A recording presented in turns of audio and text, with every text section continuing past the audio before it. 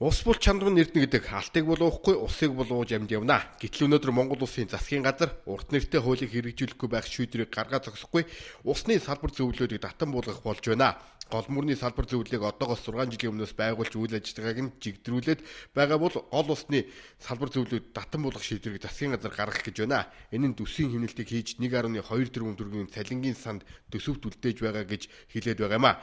Харин үүнээс гарах хор уршиг нь өчнөө дахин сөрөг гэдгийг мэрэгчнүүд хэллээ.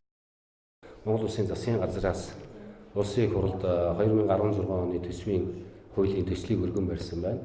За энэ төсвийн хууль дотор үзтэл харамсалтай нөгөө айхтар том дэвшил боллоо гэж ярьж ирсэн усны сав газрын захиргаатыг татан буулгах тухай асуудлыг оруулсан байна. Тэгэхээр энэтэй холбоотойгоор би нэг 2-3 зүйл хэлэх гэсэн. За хамгийн нэгдүгüрт нь усны тухай хуулинд заасан ёсоор ус ашиглуулсны мэргэжлийн дүгнэлтийг гаргадаг. Та бүхэн мэдж байгаа.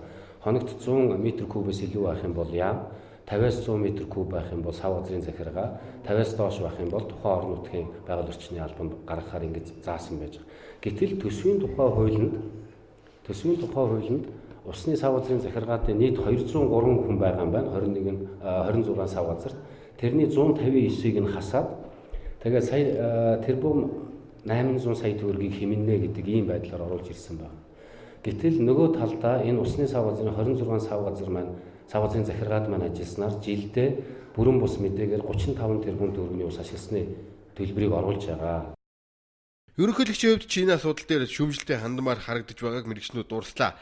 Усны бодлогыг уриал озонгийн шинжтэй бус харин ч асуудал болгож авч үзэх цаг нь хэдийн болсон. Монгол Улсын гадаргын усны нөөц жил өргөцсөн багасч байна. Өнөөдөр хэмнэлтийн хэсвэлүүдээр хуулийг хэрэгжүүлэх бодлого засгийн газар хэрэгжүүлвэл төсөвт тэр хэмжээгээр мөнгө төвлөрөх боломжтой. Ус ашигласны бус ус бохирдуулсны төлбөрийг л авахд хэдэн зуун тэрбум төгрөг төсөвт орж ирэх боломжтойг мэрэгчнүүд хэллээ. Эцэст нь хэлэхэд их хурлын байгаль орчны төлөө тэмцдэг гишүүд нь усны бодлогыг үгүй болгохгүй талаас нь шийдвэр гаргахыг энэ салбарын уриалж байна.